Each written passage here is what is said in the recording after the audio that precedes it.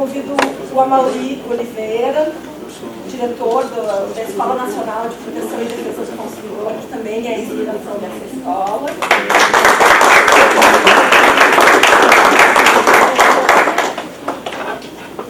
O Dr. Ricardo Batista de Souza, defensor-geral do DF, que nos acolhe.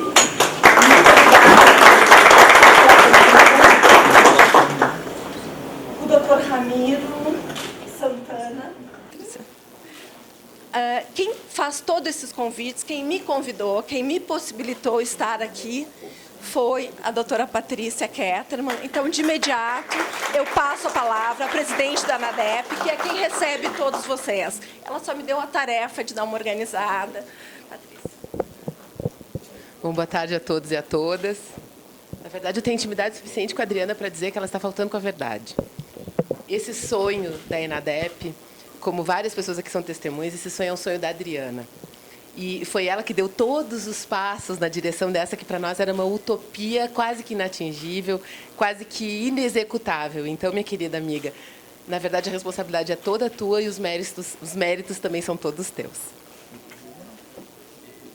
Eu gostaria muito de, em primeiro lugar, agradecer a presença de todos vocês, a presença dos nossos queridos componentes dessa mesa totalmente informal, dessa mesa que tem a cara da Defensoria Pública, porque justamente não tem nenhuma pretensão de ser um espaço de distanciamento, mas muito antes, pelo contrário, um espaço de aproximação, um espaço de discussão e de construção. Eu quero dizer que hoje é um momento muito especial para a Defensoria Pública do país, é um momento histórico para a Defensoria Pública. Porque, por mais que nós já existamos há mais de 25 anos, até hoje nós não tivemos as condições para criarmos uma Escola Nacional dos Defensores e Defensoras Públicas. Por isso, hoje nós estamos vivendo um momento histórico, um marco na história da Defensoria Pública, porque, a partir de agora, nós vamos poder dizer que temos um instrumento de articulação entre as escolas das defensorias públicas, entre os colegas que estão produzindo maravilhosamente, que estão escrevendo novas teses, que estão desenvolvendo trabalhos maravilhosos em termos de defensoria pública. E a nossa ideia na escola é justamente essa, né, Adriana? Democratizar o conhecimento para que ele possa servir como forma de efetividade do nosso trabalho, para que ele possa ter como reflexo um melhor atendimento para os usuários do serviço da Defensoria Pública, porque é para isso que nós existimos. Então, eu não vou me alongar, nós temos as falas muito mais qualificadas e que queremos muito ouvir aqui dos nossos convidados. Eu quero realmente agradecer a todos e a todas, aos colegas que se fizeram presentes, especialmente a Adriana, e desejar que a nossa tarde seja uma tarde muito proveitosa de trabalho, para que a gente possa realmente hoje construir, delinear os novos contornos desta escola que nasce agora, para que ela realmente possa servir como um instrumento muito útil, muito prático de garantia de direitos e de acesso à justiça aos usuários dos nossos serviços. Obrigada.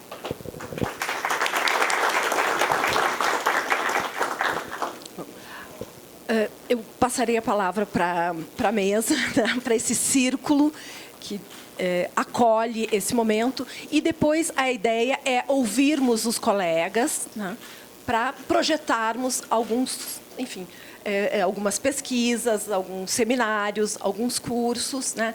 Então, pensem sobre isso. Eu, de imediato, passo a palavra. Qual é o protocolo? Assim. Defensor-geral.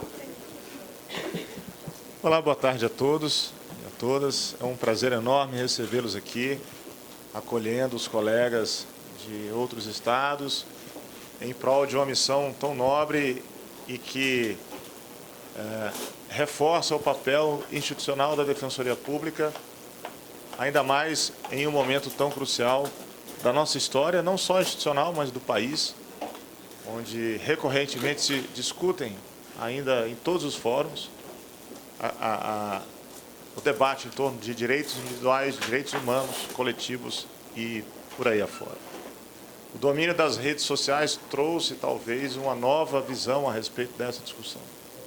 E, muitas das vezes, a Defensoria Pública tem se colocado na vanguarda dessas discussões. Esse é um papel preponderante do qual a gente não pode abrir mão. Fico feliz de ver essa iniciativa se concretizando e a escola como ambiente esclarecedor de direitos, né, na formação do indivíduo, é uma obrigação da qual nós não podemos fugir. Temos uma experiência aqui no DF muito exitosa nesse sentido, assim como muitos colegas em outros estados também. E agradecemos aos parceiros, né, tanto do governo federal, quanto do governo do Distrito Federal e da sociedade civil, que acreditaram e que encamparam também essa nobre missão. Peço desculpas por alguma falha na organização do evento. Nós estamos exatamente no momento de transição aqui no DF da gestão. Assumi a condição de defensor público geral há uma semana. A doutora Paula Regina, que exerce de fato aquela função que ainda depende da formalização no diário. Mas, mesmo assim, a gente busca acolher, pelo menos com carinho, né, com calor humano, a todos vocês, e nos sentimos honrados de sediar esse evento.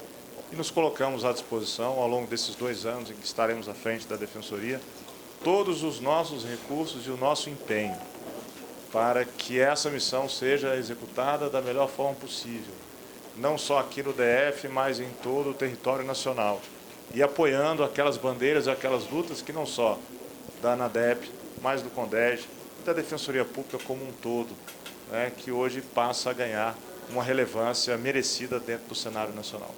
Então, serão bem-vindos, né, e um bom evento a todos. Boa tarde.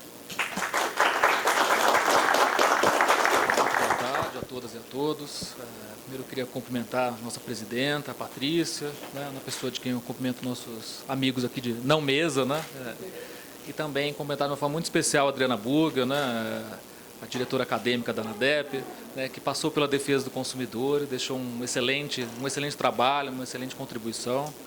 Enfim, é uma alegria para nós, muito grande estar aqui, né. Eu trago um abraço especial da Juliana Pereira, secretária nacional do Consumidor. E a alegria está aqui na casa, né, uma das casas da Defensoria Pública, né. A Defensoria Pública é um dos nossos parceiros do Sistema Nacional de Defesa do Consumidor, né, e tem feito um excelente e incansável trabalho na defesa dos consumidores brasileiros. Tá? Aquele consumidor que é duplamente vulnerável, né? Primeiro porque ele já é consumidor, né, e depois porque muitas vezes ele passa dificuldades e não consegue, né, arcar com custas de um advogado, né, e ele encontra toda essa sabedoria e esse acolhimento da Defensoria Pública. Então, uma alegria muito grande estar aqui, parabenizar essa iniciativa da criação da Escola Nacional. Desde 2007, nós temos a Secretaria Nacional do Consumidor, a Escola Nacional de Defesa do Consumidor, né? Já passaram diversos palestrantes da Defensoria, do Sistema, e são cursos de capacitação dos membros do Sistema Nacional de Defesa do Consumidor, também dos consumidores. Enfim, eu queria deixar aqui, né, o registro. A escola está à disposição de vocês, né, da escola de vocês, já com, né, podemos criar cursos, né, voltados à defesa do consumidor, tanto internos para a Defensoria, como para os consumidores também. Então, eu queria deixar esse registro de parabenizar por essa iniciativa e deixar a Secretaria Nacional do Consumidor à disposição de todos vocês. Obrigado. Boa tarde a todos e todas. Na pessoa do Defensor Público Geral do DF, presente aqui nessa mesa, ou neste círculo, aproveito a oportunidade para cumprimentar os colegas aqui também. É uma alegria para mim estar aqui com vocês hoje. Eu estou substituindo meu colega Fábio Costa Sais Silva, que deveria estar presente, mas ficou impossibilitado por um outro compromisso. Mas eu confesso que achei ótimo ter que substituí-lo, porque realmente eu acho que esse é um momento não só de comemoração, de celebração para vocês, mas um momento muito profícuo para pensar a Defensoria Pública no Brasil, não é? O IPEA, Instituto de Pesquisa Econômica Aplicada, é um órgão de assessoria ao governo federal, que visa produzir conhecimento para aprimorar as políticas públicas em diversas áreas.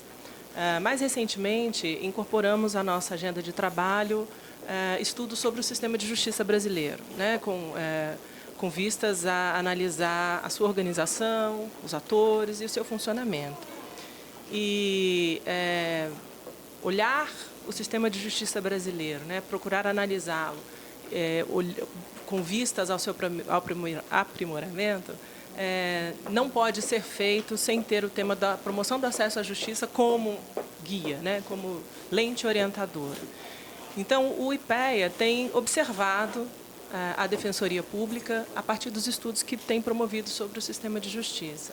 E é dessa observação sobre a trajetória de institucionalização da Defensoria Pública no Brasil que a gente pode falar algo a respeito, né, dessa instituição. E, a partir desse ponto de vista também, que eu quero congratular-me com vocês por essa iniciativa.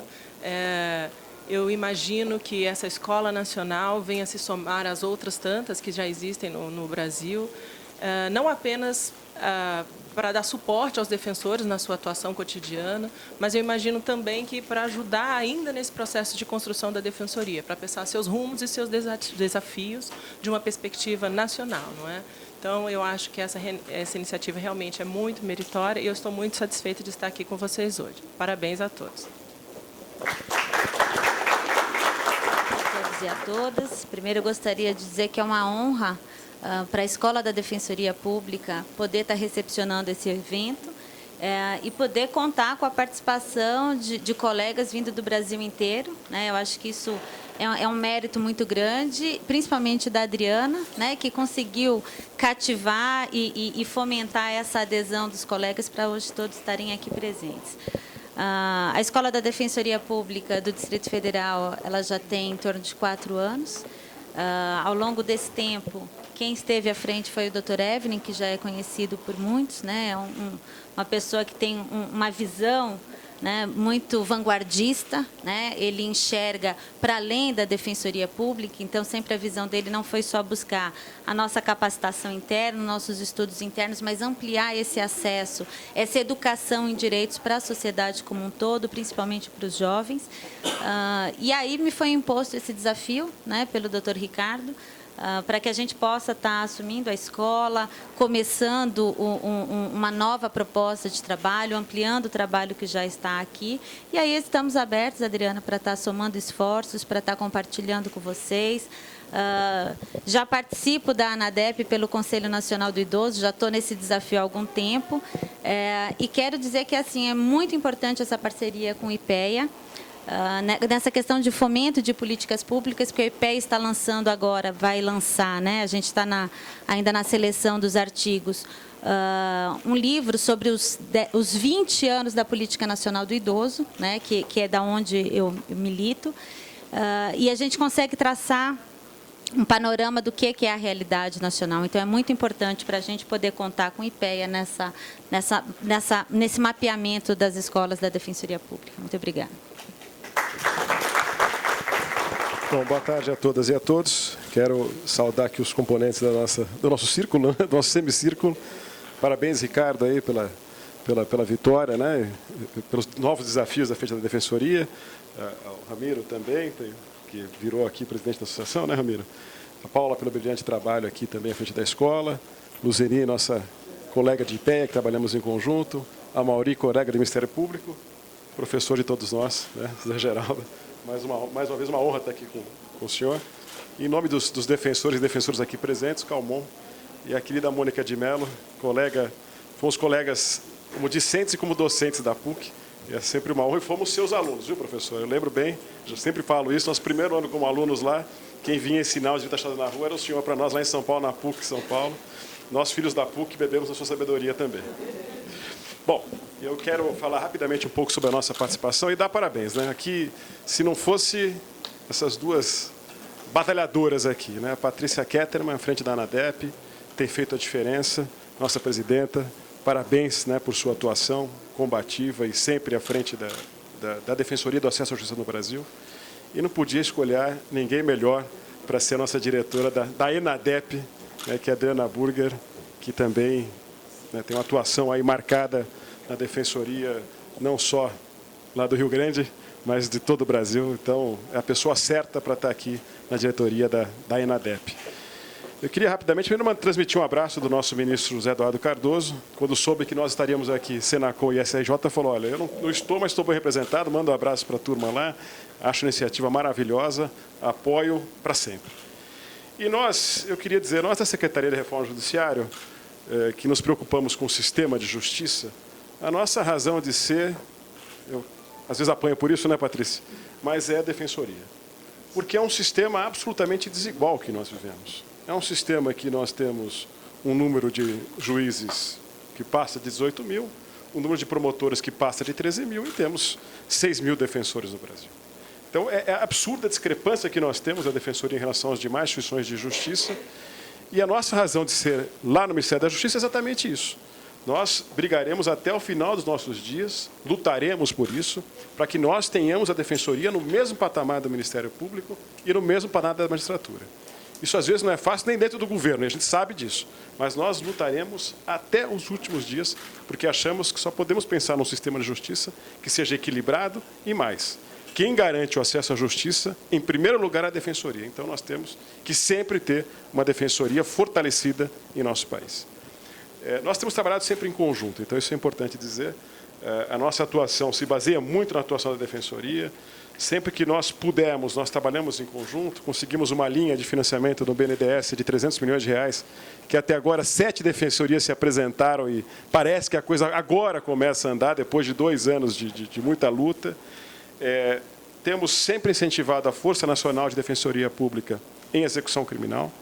Ao tempo que estamos no Ministério da Justiça, nós conseguimos levar a Santa Catarina, e aí foi a maior força que já teve, mais de 100 pessoas colaboraram, né? Então foi um número realmente, mais de 8.500 presos foram entrevistados e receberam os cuidados da Defensoria, a assistência da Defensoria. Fomos agora para o Maranhão, nessa situação de Pedrinhas, mais de 3 mil presos também foram atendidos pela Defensoria, mais de 55 defensores do Brasil todo atuaram. Então, essa é uma atuação que nós temos feito sempre em conjunto com a ANADEP, com o CONDEG, com todas as defensorias. Fizemos a nossa Comissão Nacional de Defensoria Pública, que a ideia era que nós tivéssemos projetos em conjunto e levássemos isso ao Congresso Nacional. PEC das Comarcas é uma que nós apoiamos no âmbito da comissão. Isso no governo ainda não está tão claro, mas apoiamos na comissão. Apoiamos a criação do Conselho Nacional de Defensoria Pública, me parece que nós temos que dar esse passo. Eu, como secretário da Reforma, percebo também essa desigualdade. Quando falamos de políticas públicas de justiça, e eu trato com o CNJ e trato com o CNP, é sempre difícil tratar com a Defensoria, porque nós temos que nos desdobrar, né? Seja na ANADEP, no CONDEG, muitas vezes o defensor-geral do DF que vem lá nos socorrer. Nós temos que ter um conselho. Eu tenho assim, a absoluta convicção disso. Acho que já é o momento, acho que nós temos que levar isso para o Congresso, além de outros projetos que nós trabalhamos em conjunto. Eu vejo com muito bons olhos a Escola Nacional. Nós, lá no Ministério da Justiça, fizemos isso também, na Secretaria de Reforma do Judiciário. Criamos a Escola Nacional de Mediação e Conciliação.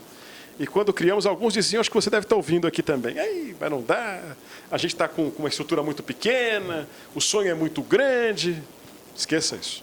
Nós temos que começar, porque quem não começa não atinge nada. Então, esse é o primeiro passo, é um passo fundamental que vocês estão dando. A nossa escola já tem 1 ano, e eu queria até aproveitar para dizer aqui, nós vamos lançar em conjunto com vocês o primeiro curso para defensores públicos. O nosso trabalho começou com o CNJ, então fizemos um curso para juízes e para servidores. Agora formatamos 2 cursos, um para o Ministério Público com o CNMP e outro com vocês. Então, um grupo de defensores tem trabalhado conosco.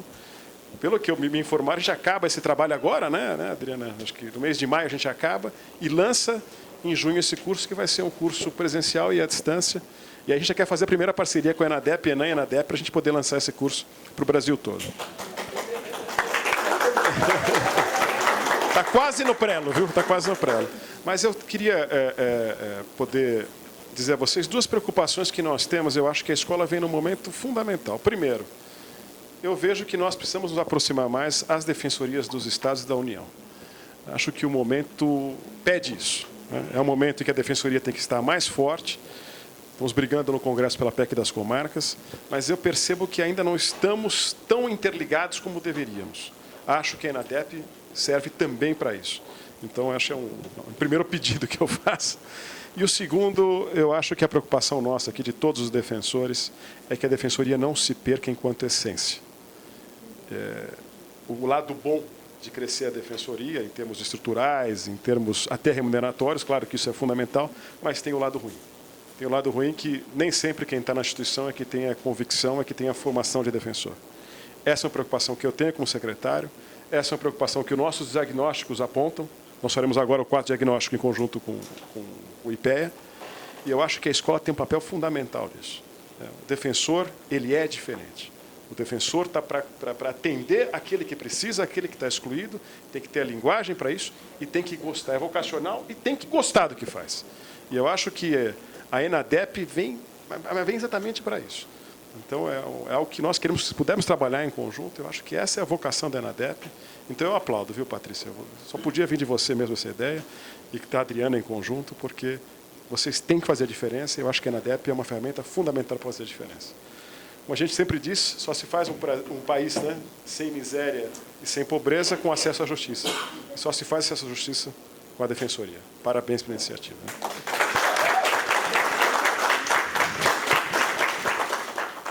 Quando estava compondo a mesa aqui, eu fiquei lembrando de uma cena que eu vivenciei com um conterrâneo seu, Dom Ivo Loscheider, né, que era presidente da CNBB, e estava formando um grupo de assessoramento ao trabalho da Constituinte. E, numa primeira reunião, nós fomos a um salão grande da CNBB, tinha uma mesa semi-redonda, era meio oval, meio retangular, e eu, não tendo o que dizer, disse, Dom Ivo, sente-se à cabeceira.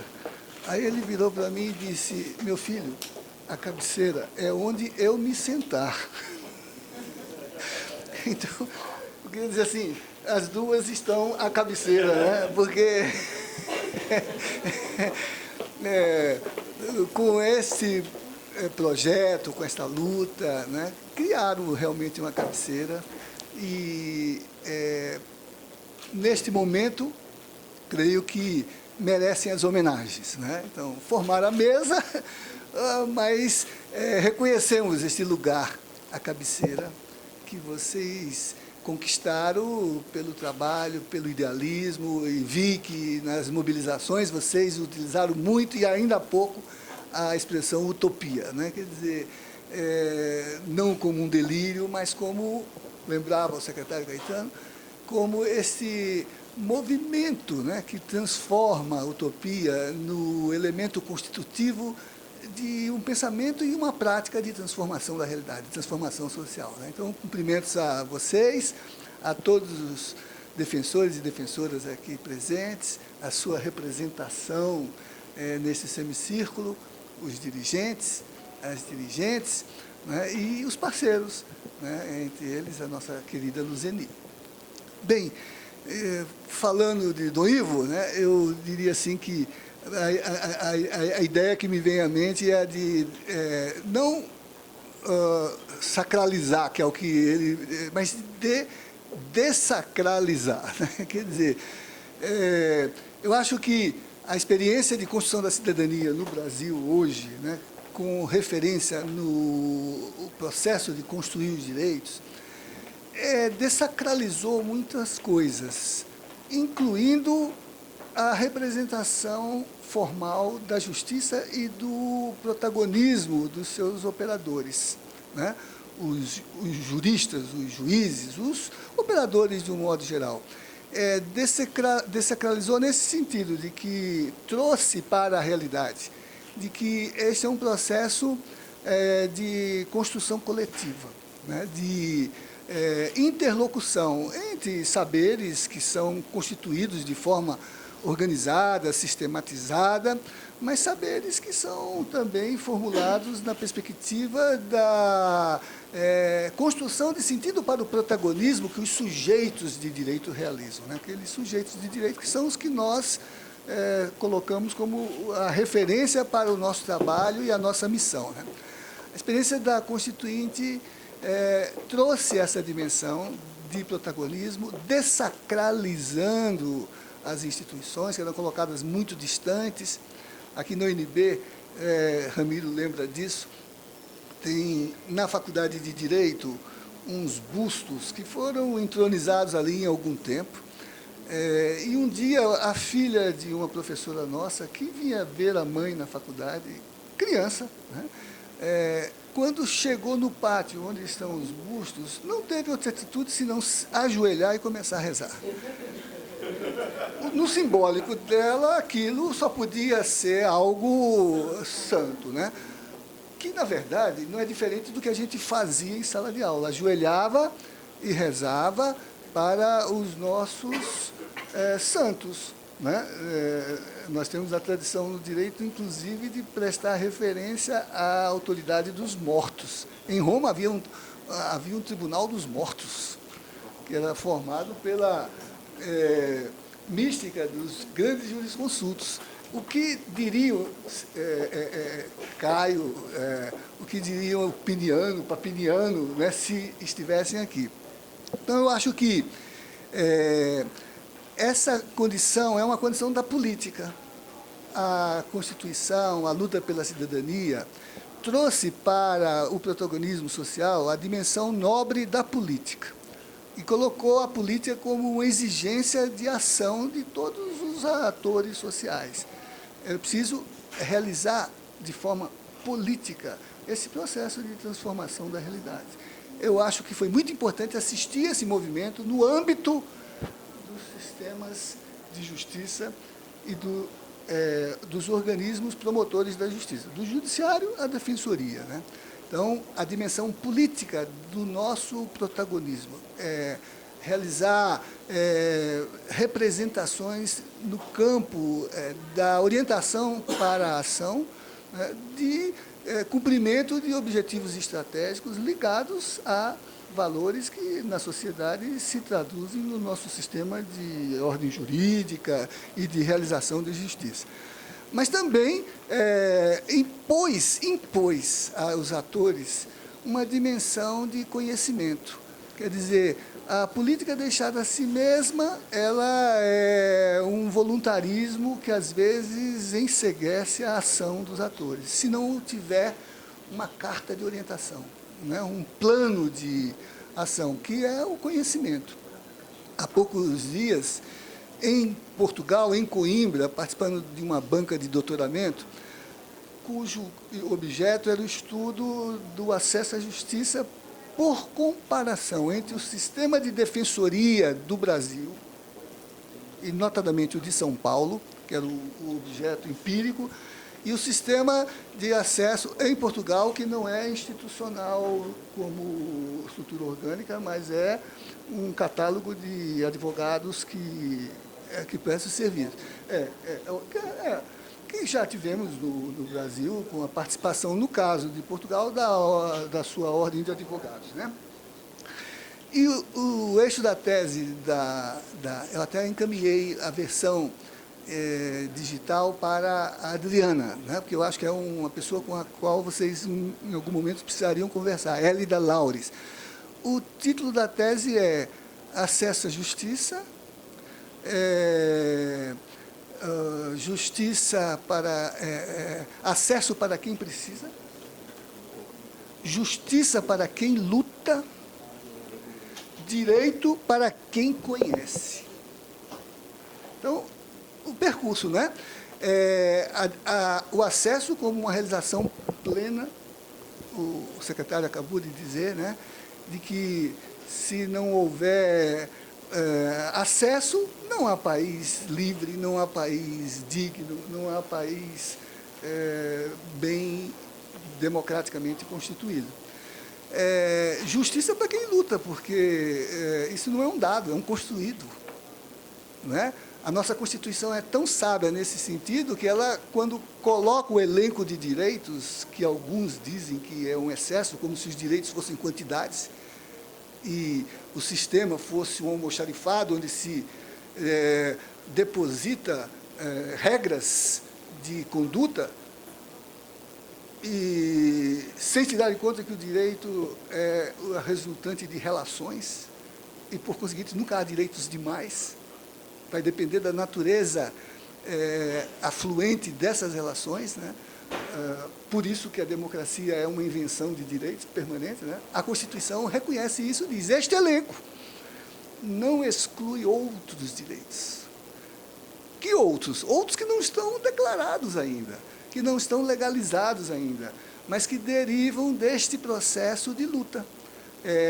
Porque a Constituição diz que derivem da natureza do regime, a democracia, ou dos princípios que ela adota.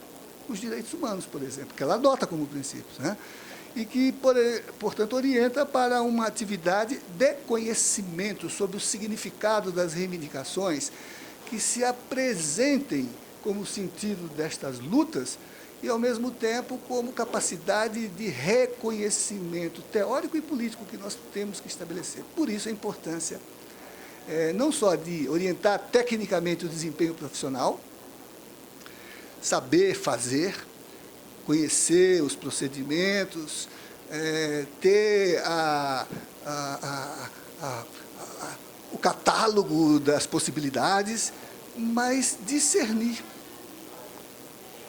orientar o sentido da ação para um agir que não seja apenas técnico, mas seja ético no seu sentido mais amplo, que é a ética de não apenas ter atitudes compatíveis com o perfil da profissão, mas correspondentes às exigências de conhecimento sobre as realidades novas que nos desafiam. No campo do direito, né? Então, eu diria assim que a escola traduz isso, responde a essas expectativas de uma sociedade em transformação no horizonte de justiça que ela quer concretizar, responde funcionalmente, porque todas as dimensões de acesso à justiça dignificam o sentido da ação de seus protagonistas a ponto de constitucionalizar as nossas práticas. A prática jurídica é a única prática constitucionalizada, como essencial à administração da justiça. A advocacia, entre elas, a advocacia pública como uma das suas dimensões. E, por outro lado, coloca a necessidade de um conhecimento que nos arme para poder agir nesses processos complicados, críticos, difíceis de discernir, que são os desafios de uma sociedade em rápida transição, em que o crime de ontem é o direito de hoje. O crime de ontem, acabamos de celebrar o 1º de maio. Por que celebramos o 1º de maio como direito a uma jornada reconhecida na legislação trabalhista? Porque 4 trabalhadores foram executados como criminosos por lutar por ela. Estamos numa conjuntura de justiça de transição. Qual era o slogan da campanha da anistia no Brasil? Era homenagear Tiradentes com o chamamento. Um governo condenou num processo judicial. A história o absolveu. Então, é difícil discernir isso. E, por isso, a própria Constituição mencionou que é importante estruturar o desempenho das instituições por meio de formas de qualificação e de estruturação, inclusive acadêmica, dessa formação. As escolas são comandos da reforma que vai fazer... Quantos anos, Thalita? 10. É o próximo número da revista, não é isso? Do Sejus, que é o comando dessa reforma. Não há uma boa prática funcional se ela não for orientada por um conhecimento, não é, como adequado dessa capacidade de interpretar o sentido dos desafios que se colocam para nós e da promessa contida nas normas de direito. Da promessa contida nas normas de direito. Né? Senão, vamos ficar naquela situação que o Boaventura de Sousa Santos dizia, da promessa vazia da lei, que os operadores são incapazes de interpretar, por isso, vazias. Ou naquele desalento que Canotilho nos disse, se a gente não estiver orientado por teorias de sociedade e por teorias de justiça, nós nos estiolamos num formalismo que nos impede de perceber as reais dimensões do direito que nos desafia, da justiça que reivindicamos, da luta que aponta para os novos caminhos. Então, eu queria saudar muito, primeiro, esse caminho de institucionalização, que passa por essas assimetrias que requerem, né, concertação para poder construir uma instituição que seja reconhecida funcionalmente e institucionalmente. Né? Depois, assumir que é preciso orientar para essa ação, conhecer. E eu queria dizer, sim, que a presença aqui de um representante da universidade se colocar à disposição para esse processo né? Essa reunião ia ser na UNB, né? Mas eu achei que era muito razoável que fosse com o simbolismo da celebração própria da instituição. Então, já que não for a UNB vem aqui, né? E desejar, né, que a escola tenha o sentido de realização que todos nós podemos legitimamente esperar. E vendo os que estão aqui, com certeza, ver realizado, né? Boa sorte a todos e a todas.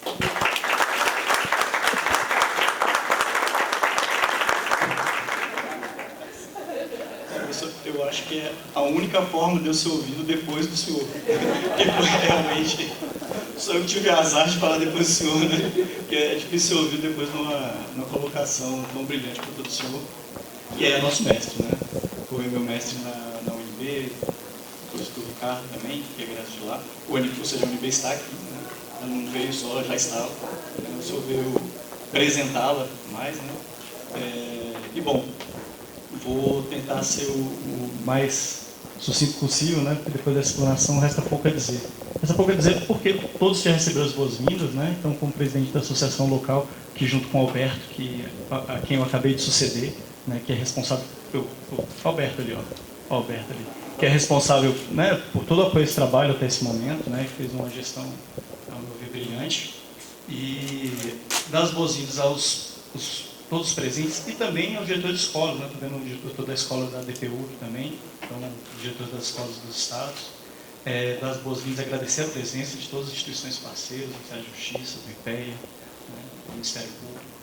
E aproveitar e fazer o principal, que é agradecê-los por ter iniciado esse trabalho agora concretizado.